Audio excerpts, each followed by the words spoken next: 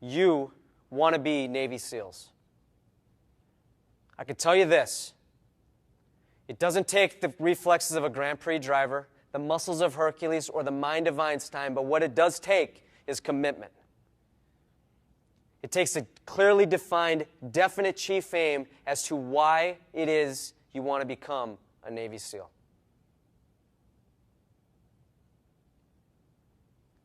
And today, we're here to talk about swimming. As Navy SEALs, you may find yourself doing a 3-4 hour dive to a ship, or swimming through the surf zone into a beach with 60-plus pounds of equipment. But your comfort level in the water or your ability to swim should be the last thing on your mind. Because the only thing you're focusing on in those times is the mission, the execution of the mission. Now, there are 3 basic fundamentals of swimming that I want you guys to remember. Balance, length, and rotation. And what is balance, length, and rotation? Balance. A lot of people, when they swim, they want to swim heads up, which makes their hips fall down. When I see swimmers swimming with heads up, that's the first sign to me is they're not very comfortable in the water. Okay? As you get comfortable in the water, as you push yourself to discipline yourself of putting that face in the water, you become swimming more parallel to the water line, more horizontal, and that's the goal.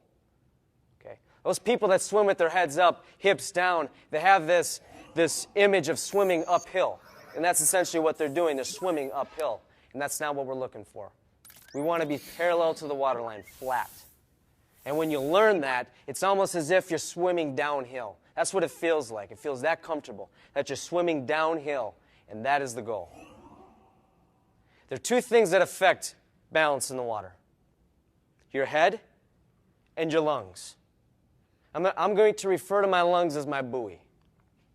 All right? When I want to swim flat, my head is in perfect alignment with my body. My head isn't lifting, it's not cocking, it's not ducking, it's in perfect alignment. I'm pressing on my buoy, because when I press on my buoy, my hips will naturally come up. When I rotate, my body rotates around my head, or my head rotates around my body. But again, I never lift my head. I never duck my head. I never cock my head.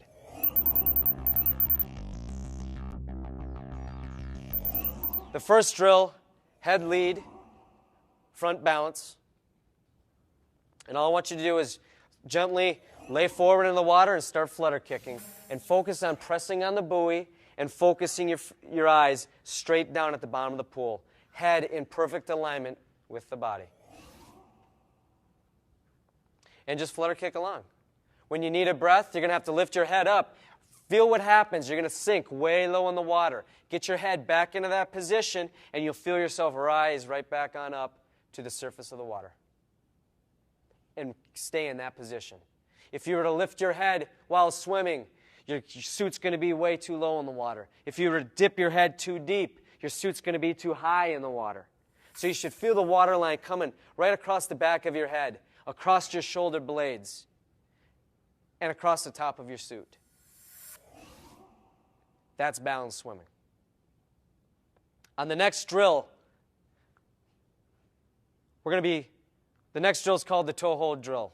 The toe hold is a fantastic drill to test comfort in the water. It's a very relaxing drill, and you need to focus on that, relaxing. You can either have a swim buddy help you, or if the pool allows, you can put your heels up onto the pool. But all I want you focusing on is leaning back into the water. Your swim buddy will hold one foot, the big toe of one foot. And as you lay back into the water, you're pressing the buoy between your shoulder blades. Okay? Your head, again, naturally aligned with the body, focused straight up into the air. Eyes focused straight up into the air. Now, as you push back, I want the water to come up over your goggles, and then I want you to lighten up just a little bit. And that water will come right across here, right around your mouth, right around your goggles, and that's where I want you to sit. You'll be perfectly horizontal balanced in the water at that point. And now just relax. Hands at the side. If the buddy feels some shaking in the foot, that's usually a little sign of discomfort. But the more you do it, as you discipline yourself, as you strengthen your mind to comfort, you'll just be able to just relax and lay there all day long, and that's the goal. The next drill, head lead back balance, is taking the toe hold just a step further. Now we're going to be self-balanced. Nice, easy flutter kick, hands at your side. Same principles. I want you to press the buoy between your shoulder blades. I want the head back, focused into the sky. Let the water come up over the goggles, and then relax just a little bit so the water just comes right over here. Okay? Now the next drill, we're going to bring ourselves to our side, head lead side balance. And remember, we're going away from a wide beam balance to more of a narrow beam balance. And it's a little bit, you're going to be a little bit more unstable in this position. It takes a little bit more coordination. Okay? So what I want you to do is start off on your back balance. As you're starting off on the back balance, I just want you to rotate to one side, okay? While keeping your eyes focused straight up into the air in that nice even spot, maintaining pressure on your buoy, all right? Your arms should be dry to the water line. Your hips should be right on the surface of the water, okay? Now, when you're kicking along and you're feeling comfortable in this position, go ahead and rotate your head down, focusing your eyes straight down at the bottom of the pool. Allow your body to follow yourself a little bit. And remember to not keep yourself directly on your side while you're doing this, because you're going to sink a little bit. All right? I want you to be either just short of 90 while you're looking up to the sky, or just further than 90 when you now rotate down looking at the bottom of the pool. Again, the buoy shifts a little bit whenever you make a body move in the water. So now you got to find that sweet spot, press on it, keep your head in perfect alignment with the body. When you needed breath, you exhale that air, you rotate the head up, you inhale, and now you allow your body to rotate back towards your back a little bit, but again, not all the way on your back. The next drill just focuses on 360-degree head lead balance, and it's basically bringing the front, the back, and the side balances all into one component. Start off on your stomach, pressing with your buoy, leading with your head in perfect alignment with the body, focus directly at the bottom of the pool. Go ahead, rotate to one side, making sure that you stay focused on the same direction, same areas of the pool. When you need your breath, go ahead, exhale, rotate your head to the surface of the water line, allowing your body to follow yourself a little bit. Go ahead and finish the roll to your back. Again, continually shifting where your buoy is, where you're pressing down into the water. Adjusting your head, making sure it always stays in perfect alignment. Rotate to the other side, making sure your head stays up, looking to the sky. When you're comfortable, you feel stable. Now rotate your head, letting your body follow yourself a little bit, focusing back down to the bottom of the pool. And then finish the roll, back to flat. Now we've talked about balance. Balance, again, is the basic foundation. Now let's talk a little bit about length. The average Olympic sprinter who competes in the 100-meter event, his average height is 6 feet 6 inches. Why is that important?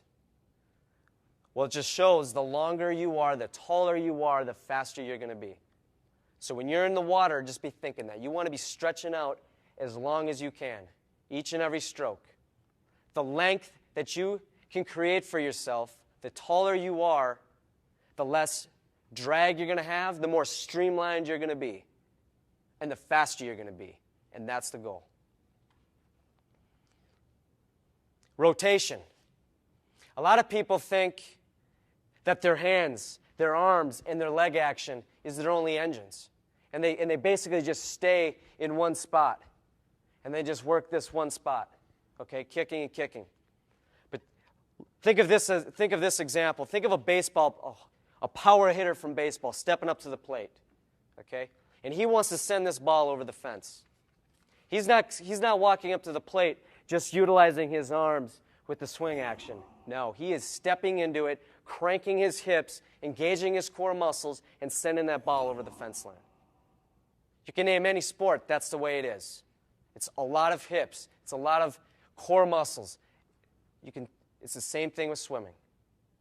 Rotation. You need to engage your hips, your core, as another engine, which is your most powerful engine.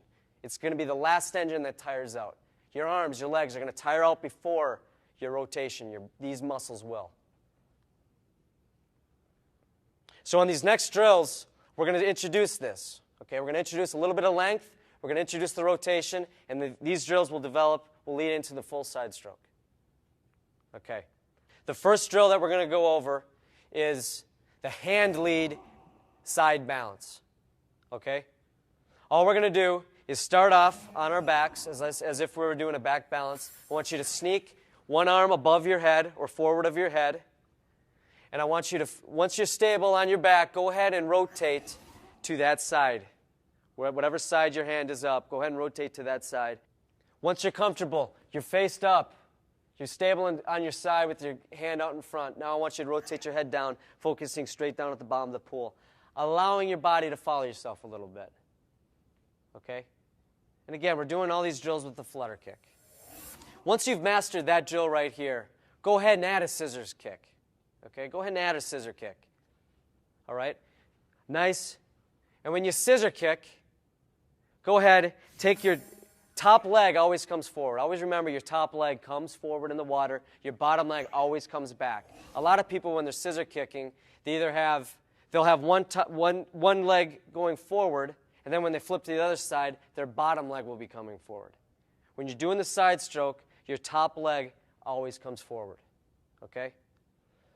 So, after you've mastered that drill with the flutter kick, you've got the perfect balance, go ahead and incorporate the scissor kick with it.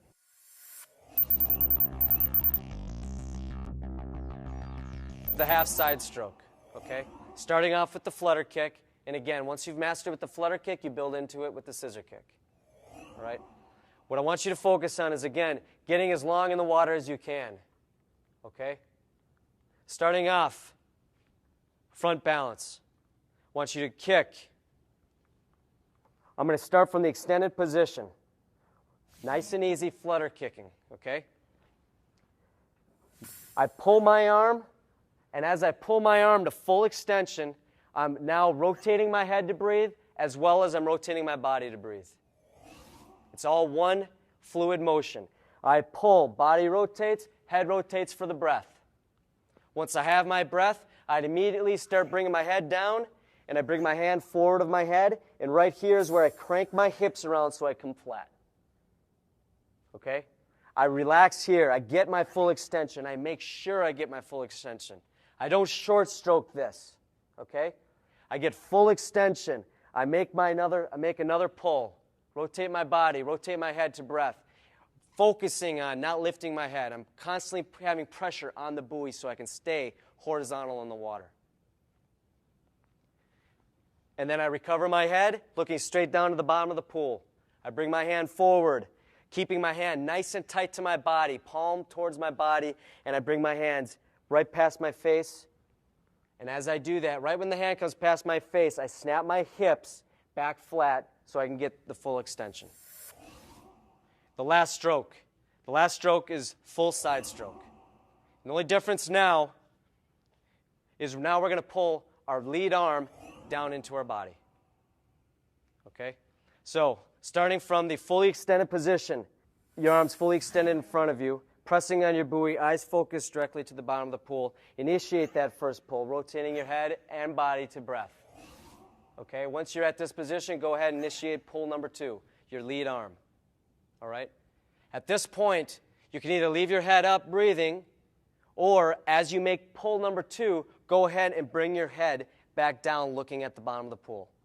If you're more negative, I recommend that you bring your head back down looking towards the bottom of the pool. Okay, meaning more negative in the water, meaning you're less apt to float. Okay?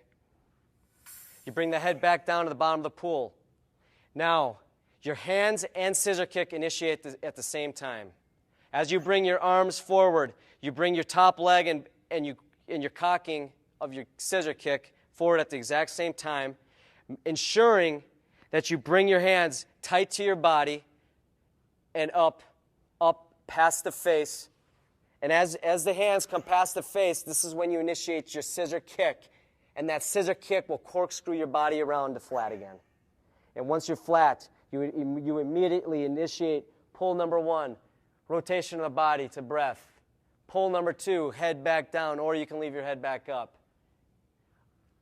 Initiating the next portion of the stroke, hands up, scissor kick up, corkscrewing yourself around to flat. Okay, now that's the full side stroke. And the last side stroke I want to introduce is more the sprinter side stroke. Okay? Now the sprinter side stroke, the only difference between the full side stroke and this side stroke is rather than bringing that lead arm, that pull number 2 all the way down, all you're going to do is half stroke it. Okay? But arms will still go out together. It's just a little bit of a timing difference. All right? So I pull. I rotate myself to breath. And as I'm coming forward, as I'm bringing my head back down to the water, I initiate the lead arm. I scoop down into my armpit, and my hands meet again. I fully extend back out to flat, cranking the hips around with that nice, good, strong scissor kick. It makes me flat again, and I get full extension. Pressing on the buoy, face down, in perfect body alignment.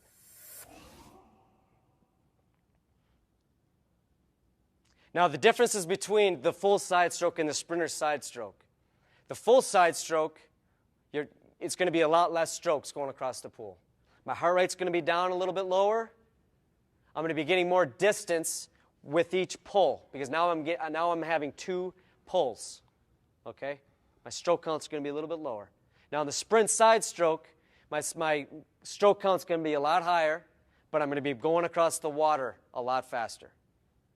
So if you're doing the screen test, 500-yard screen test, you may want to do the first 400 yards doing the full side stroke, but finish the last 100 with the sprinter side stroke, depending on number 1, your swimming ability and your fitness ability.